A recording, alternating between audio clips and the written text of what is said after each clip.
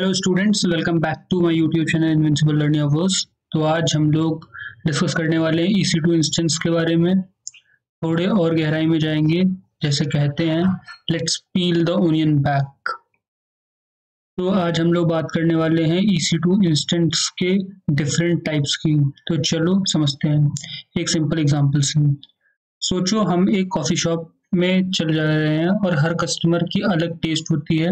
कोई एक्सप्रेसो चाहता है, कोई नॉर्मल डिप कॉफ़ी चाहता है और कोई गोल्ड ब्रू चाहता है।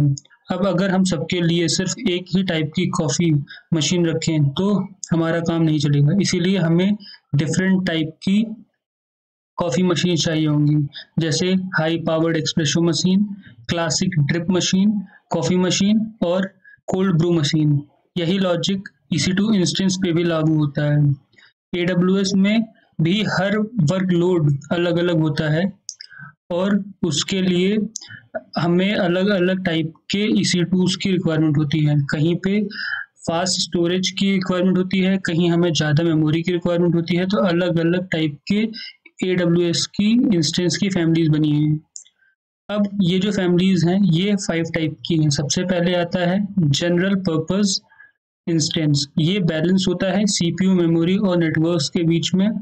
Perfect for web services, code repository या फिर नॉर्मल वर्कलोड जैसे परफॉर्मेंस पहले से फिक्स नहीं पता। बेसिकली ये सेफ चॉइस है अगर आप श्योर नहीं हो तो।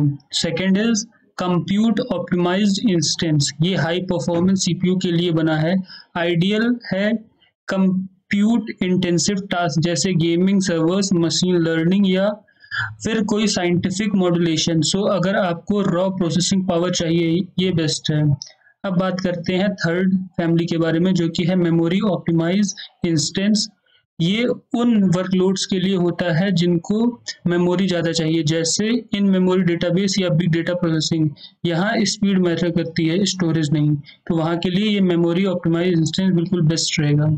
उसके बाद फिर हम बात करते हैं एक्सेलरेटेड कंप्यूटिंग इंस्टेंस के बारे में। इनमें आते हैं GPUs और हार्डवेयर एक्सेलरेटर्स। ये नंबर क्रंची, ग्राफिक्स, रेंडरिंग या पैटर्न मैचिंग जैसे काम के लिए इफेक्टिव होता है। बेसिकली जब CPU से ज़्यादा पावर चाहिए होती है तो इसे यूज़ करते हैं। And the final one is storage optimize. ये उन लोगों के लिए है जिन्हें फास्ट लोकल स्टोरेज चाहिए, जैसे डेटाबेस या एनालिटिक्स वर्क, जहां रीड राइट स्पीड इंपॉर्टेंट है। अब इंस्टेंस फैमिली डिसाइड करने के बाद आता है अगला स्टेप, इंस्टेंस साइज चूज करना। जैसे कॉफ़ी कप के साइज होते हैं स्मॉल, मीडियम, लार्ज, वैसे ही AWS में भी हर इंस्टेंस टाइप के मल्टीपल साइज आते हैं।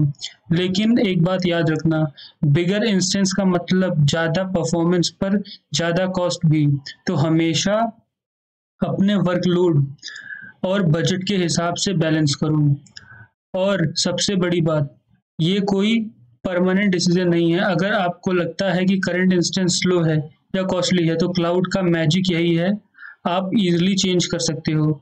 क्लाउड जो है वो फ्लेक्सिबिलिटी देता है, तो उसे यूज़ करो वाइसली।